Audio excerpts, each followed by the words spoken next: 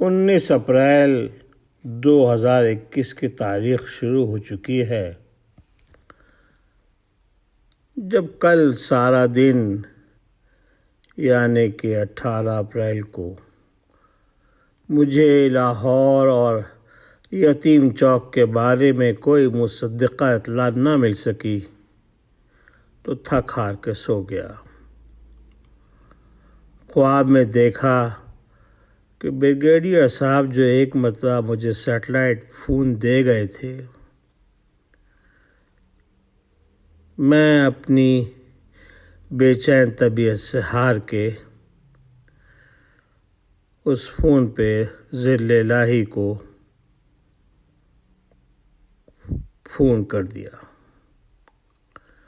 Phone کسی operator نے اٹھایا اور میرے بہت اصرار پہ ذل الہی سے میری بات کرا دی۔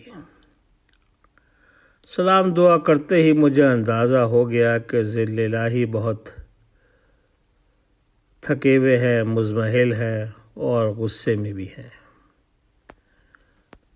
میں نے کہا حضور اگر اجازت ہو تو آپ کے پاس حاضر ہو جاؤں۔ کہنے لگے نہیں دادا، میں گھر پہ نہیں ہوں اور میں جہاں ہوں وہاں آپ آ نہیں سکتے۔ میں سمجھ گیا اور پوچھا کہ کیا فون پہ بات ہو سکتی ہے؟ ذل الہی نے فرمایا کہ مختصراً ہو سکتی ہے۔ میں نے کہا ذل الہی طبیعت پریشان ہے، کچھ روشنی ڈالیے۔ کہنے لگے دادا بس کیا کریں، جب بھی باہر سے اچھی خبریں آنے لگتی ہیں کوئی نہ کوئی مصیبت ملک کے اندر کھڑی ہو جاتی ہے۔ ابھی سکون کا سانس لیا تھا، thanks to farmer movement COVID-19 and Chinese,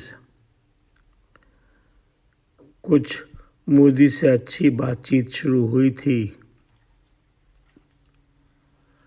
Afghanistan سے بھی خبریں اچھی آ رہی تھیں۔ دنیا کی سمجھ میں یہ بات بھی آ رہی تھی کہ اگر کابل جانا ہے تو ٹرین اسلام آباد سے لینا پڑے گی۔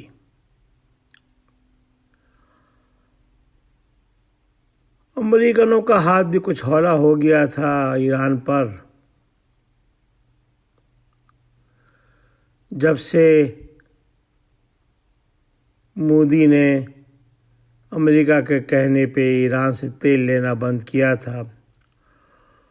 اس کے بعد سے چینیوں نے دھڑا دھڑ ایران میں چائنیز ریسٹورانٹ کھولنا شروع کر دیے تھے، جس میں کھانا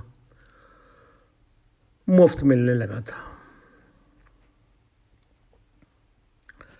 عربوں کی سمجھ میں بھی یہ بات آ رہی تھی کہ اگر ایران اور چین کی دشمنی سے بچنا ہے تو پاکستان سے دوستی کرنا پڑے گی۔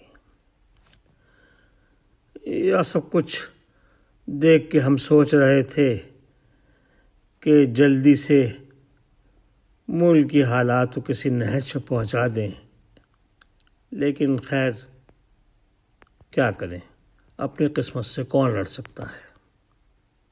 میں نے کہا ذل الہی میری بات کا برا نہیں مانیے گا، انسان کو اپنے فیصلوں کی قیمت چکانی ہوتی ہے۔ جو فیصلے آپ نے افغانستان کی جنگ میں کیے تھے ان کی قیمت آپ اب برسوں سے چکا رہے ہیں۔ چاہے آپ انہیں کچھ بھی نام دیں، لیکن یہ طالبان کی باقیات ہیں، یا یوں کہیے کہ افغان جنگ کی باقیات ہیں۔ ذل الہی یہ بات سن کے کہنے لگے کہ دادا آپ کی بات صحیح ہے، لیکن وقت بڑا نامناسب ہے۔ میں نے کہا ذل الہی میں دستبستہ آپ سے اختلاف کروں گا۔ 2007 میں لال مسجد ہوا تھا، 2014 میں سانحہ ماڈل ٹاؤن ہوا تھا، تو 2021 میں کچھ کیوں نہ ہو اور کیسے نہ ہو۔ لیکن آپ کی طرف سے اتنی سختی یقیناً قابل حیرت ہے۔ کہنے لگے دادا کیا کریں، فوجی کی مجبوری یہ ہوتی ہے کہ دشمن کی جان بخشی کرنے کا مطلب خودکشی ہے۔ میں نے کہا ذل الہی وہ تو ٹھیک ہے، لیکن بلڈوزر جاتی عمرہ میں تیار کھڑے ہیں، چھوٹے گنجے کی ضمانت پھنسی ہوئی ہے، شوگر مین نے کپتان کے اوپر تلوار لٹکا دی ہے۔ میں تو سمجھا تھا کہ شوکت فائنانس منسٹر بن گئے ہیں تو سائیں کی اور کپتان کی پڑ گئی ہے، لیکن اندر کا حال تو صرف آپ کو پتہ ہوگا۔ کہنے لگے دادا وہ معاملہ تو ہم نے کچھ نپٹا دیا ہے، امید تو یہی ہے کہ کپتان اپنی غلطیوں پر ضد کرنا چھوڑ دے گا اور سائنس کے ساتھ گزارا کر لے گا، شوگر مین کو بھی ہم سنبھال ہی لیں گے۔ لیکن دادا جو یہ یتیم چوک لاہور والا معاملہ ہے یہ ذرا مشکل نظر آ رہا ہے۔ بات یہ ہے کہ حکومت کی کوئی پرفارمنس نہیں ہے، یہ پارلیمانی نظام اور اس کے قانون کی فرسودہ اور کمزور عمارت، کپتان کی خراب پرفارمنس اس کی ضدیں اب مزید سہار نہیں پائے گی۔ آپ دعا کیجئے کہ کپتان اور اس کے ساتھی احتساب کے نعرے لگانے کے بجائے کچھ کام کریں۔ میں نے کہا ذل الہی اگر ایسا نہیں ہوا تو آپ کیا سسٹم کو لپیٹ دیں گے؟ کہنے لگے دادا ہمیں تو فکر یہ ہے، کپتان یہ سوچتا ہے کہ اس کا کوئی بھی نعم البدل نہیں ہے اور بہت ممکن ہے کہ کپتان بیچ چوراہے میں بھی ہنڈیا پھوڑ دے، اور اگر ایسا ہوا تو ہمارے پاس کوئی چارہ نہیں ہوگا۔ یہ سب کچھ سن کے مارے خوف کی میری آنکھ کھل گئی۔ بہت شکریہ نعمان۔